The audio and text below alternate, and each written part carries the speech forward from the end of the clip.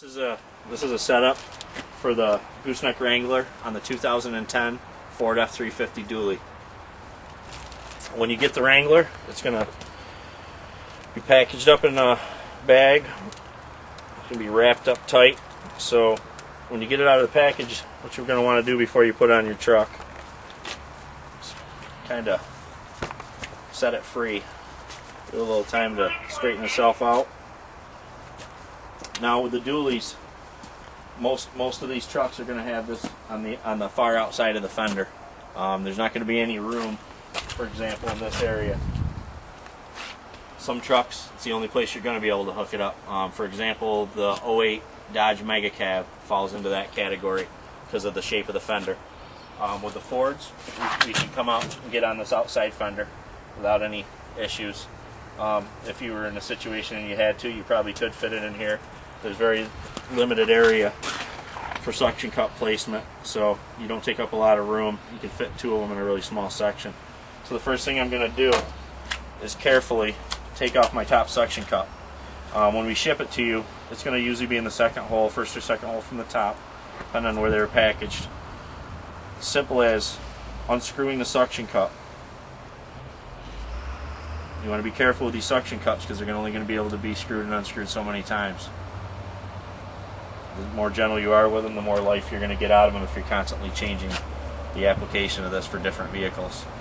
The screw stays in here, okay? So you're either going to need a screwdriver or an impact. I'll give you the example with a screwdriver. It's as simple as that.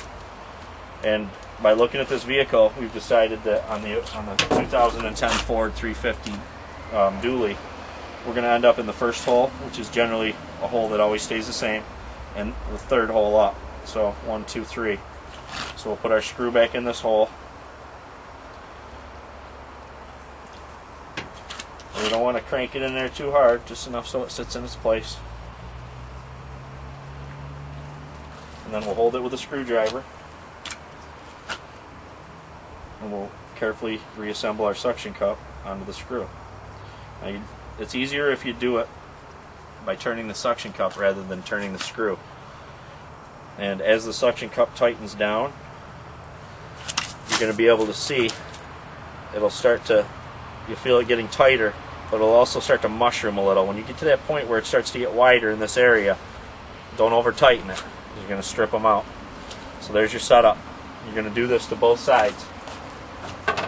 Okay, now in packaging, we generally tighten them down, but if you want to, check all your hardware on these, it's not a bad idea just to make sure these stay tight. You can hold them down and just tighten them on, and these were already very tight right in the box. Okay, the next step would be with the Gooseneck Wrangler, the upright that goes on the driver's side of the vehicle has an angle facing forward. If you're looking at the outside of the device with the screws on the outside, your angle will be facing forward. Basically, you come and size up the truck where your gooseneck ball is. In our example, the ball is in the retracted position at the moment, but this thing can be set up at any time. All you need to do is allocate where the ball is, and you can eyeball this. This isn't rocket science. I invented it, just a hillbilly. We got a small margin of error for this trailer, and as you use this more, you're going to find that the device is easier to hook up. Some people may chalk their box or use some kind of way to index it where it's going to fall on the box every time you line this particular vehicle up. Now you adhere your bottom suction cup, and then you push on your top one. And see, we got enough room where this device is not damaging your paint. If you're finding it's damaging your paint, you're going to want to move it down to the next level. What that'll do is it'll bring you out. Okay, but with the 350 we can make our clearance without any issues, without touching the vehicle. That's their main objective. You don't want this device scraping on your vehicle. There is a disclaimer on your packaging that relieves us from all responsibility or damages done during the application of this product or its use. But it probably would be very easy to damage something if you're not following the instructions on the package and setting the product up properly.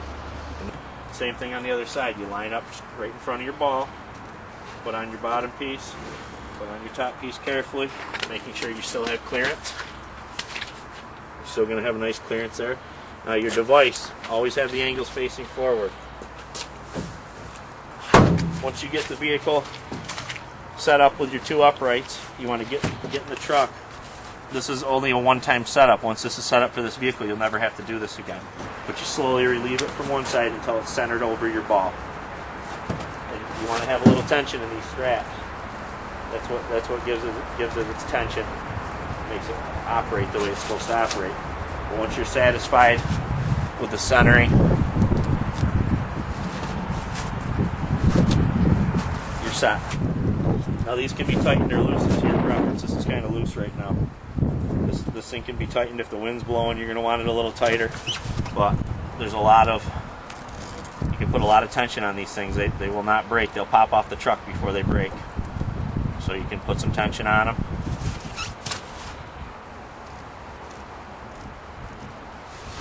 Gives you that nice angle.